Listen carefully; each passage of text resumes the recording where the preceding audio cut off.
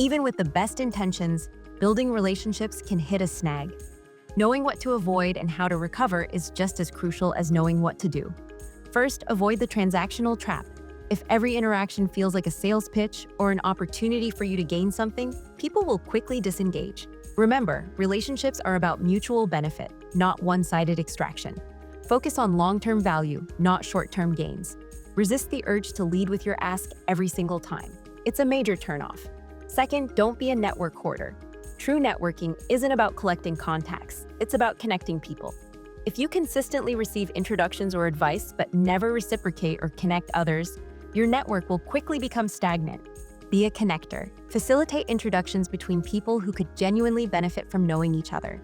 This generosity builds immense goodwill and enhances your reputation as a valuable hub. Third, steer clear of insincerity. Authenticity is paramount. If you're feigning interest, faking enthusiasm, or making promises you can't keep, it will eventually become apparent. People prefer genuine, even if imperfect, interactions over polished but phony ones.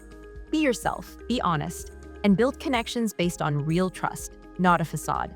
Trying to be someone you're not is exhausting, and usually pretty evident. Fourth, manage your communication appropriately. Over-communicating can be just as damaging as under-communicating. Avoid constant self-promotion, sharing only your achievements or sales pitches. Excessive emails, sending too many irrelevant messages. Unsolicited advice, offering guidance when it hasn't been requested. Respect others' time and inboxes. Be discerning about when and how you reach out, ensuring your communication is relevant and valuable to them. Quality over quantity, always. Finally, learn from missteps. No one builds perfect relationships all the time.